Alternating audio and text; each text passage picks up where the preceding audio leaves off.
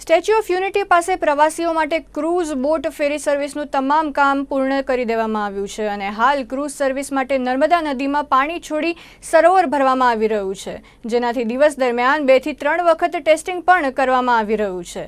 આવનાર 1 નવેમ્બરે cruise ferry service પ્રવાસીઓ માટે ખુલ્લી કરવામાં આવશે। તદુપરાંત આ ક્રૂઝ બોટને સરદાર પટેલ રાષ્ટ્રીય એકતા ટ્રસ્ટ દ્વારા એકતા ક્રૂઝ નામ આપવામાં આવ્યું છે।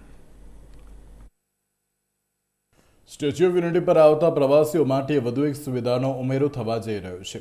Cruise boat ferry service. આ ક્રૂઝ બોટનું લોકાર્પણ વડાપ્રધાન નરેન્દ્ર મોદીના હસ્તે 31 ઓક્ટોબરના રોજ કરવામાં આવશે।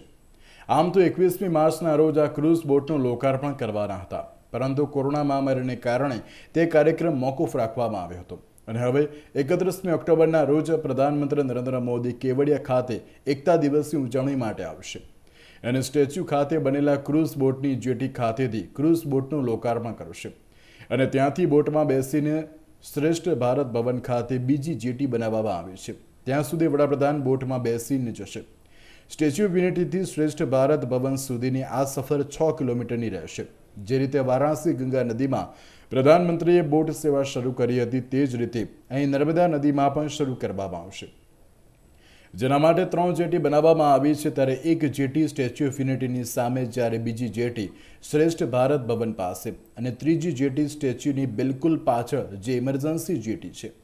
જો કોઈ દુર્ઘટના બને તો આ જેટીનો ઉપયોગ કરવામાં આવશે। ત્યારે આ ક્રૂઝ બોટમાં આમ તો 200 થી 250 લોકો બેસી શકે તેવી વ્યવસ્થા છે, પણ હાલ કોરોનાના નિયમોને પગલે માત્ર 100 લોકોને પરમિશન આપવામાં આવશે। ત્યારે બોટમાં નાસ્તાની પણ વ્યવસ્થા કરવામાં આવી છે, જે પ્રવાસીઓ પોતાના ખર્ચે કરવાનું રહેશે। મનોરંજન માટેની પણ વ્યવસ્થા બોટમાં કરવામાં આવી છે। 31 ઓક્ટોબર બાદ સ્ટેચ્યુ ઓફ યુનિટી ખાતે પ્રવાસીઓને એક નવું નજરાણું મળવા જઈ રહ્યું છે। હાલ તમે જોઈ શકો છો કે આ જે ક્રૂઝ ફેરી સર્વિસ છે, જેને હાલ એકતા ક્રૂઝનું નામ આપવામાં આવ્યું છે અને હાલ આ જે આ ક્રૂઝ સર્વિસ છે તે લગભગ 200 વ્યક્તિઓને કેપેસિટી ધરાવે છે, પરંતુ કોવિડ-19ની ગાઈડલાઈન પ્રમાણે હાલ 31 ઓક્ટોબર બાદ પ્રવાસીઓને લગભગ 100 જેટલા પ્રવાસીઓને જ પ્રવેશ અપાશે।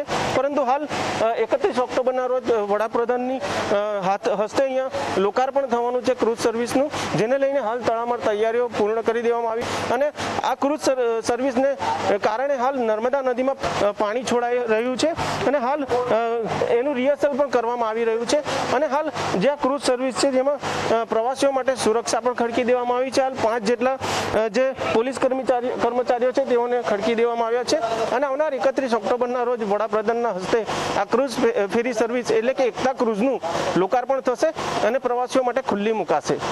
રાજેન્દ્રસિંહ કઠવાડિયા, નિર્માણ ન્યૂઝ, નર્મદા।